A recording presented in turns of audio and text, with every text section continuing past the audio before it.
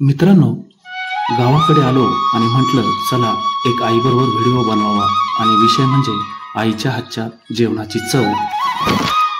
लहानपणापासून जे पदार्थ आपण खाल्लेले असतात त्या पदार्थांचे, त्या चवींचे संस्कार आपल्यावर झालेले असतात। मग ते पदार्थ शुद्ध शाकाहारी असो किंवा मांसाहारी, तीच चव आपल्याला हवीहवीशी वाटते।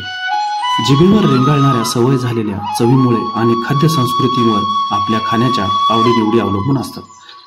प्रत्येक घरामध्ये मटणाची भाजी बनवण्याची पद्धत निराळीच असते। तशीच काही अनोखी पद्धत माझ्या आईची आहे। आईच्या हातचा स्वयंपाक आणि आईने बनवलेल्या पदार्थांसारखी चव दुसऱ्या कुठल्याच पदार्थाला नाही। अगदी साधेसुधे पदार्थ, मग ते वरण भात असो किंवा डाळीची खिचडी, तशी सात्विक चव दुसऱ्या पदार्थांना नसते। बाहेर कितीही चमचमीत पदार्थ खाल्ले तरी आईच्या पदार्थांची चव कुठेही सापडत नाही। शहरांमध्ये मित्रांना आईच्या स्वयंपाकाबद्दलच्या आठवणी सांगताना डोळ्यांच्या कडा मात्र आपोआप ओल्या होतात। खरंच आईच्या हातच्या स्वयंपाकाला एक भावनिक किनार असते। स्वयंपाक आणि आई असं मनात घट्ट समीकरण आपोआप जुळतं। गावापासून दूर शहरात पोटाची खळगी भरण्यासाठी जो तो झगडत असतो, परंतु पोटाला तृप्त करणारी आईच्या हातची चव मात्र कुठेच सापडत नाही।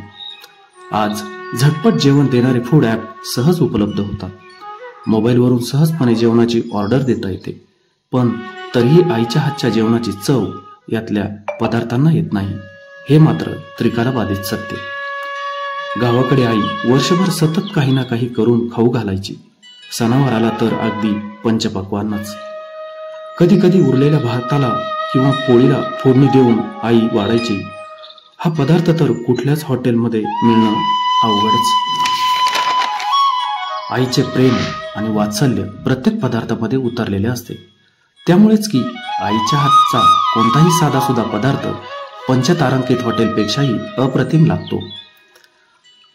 शेवट एकच सांगतो, आईच्या हातचं सगळं कसं हवंहवंसं वाटतं, आईच्या हातचा घास खायला सुद्धा नशीब लागतं। मग ते आईच्या हातचे धपाटे आणि धपाटेही प्रत्येकाकडे असावे आईच्या जेवणाची शिदोरी। पुन्हा पुन्हा जन्म घ्यावा आई तुझ्याच उदरी, आई तुझ्याच उदरी। धन्यवाद।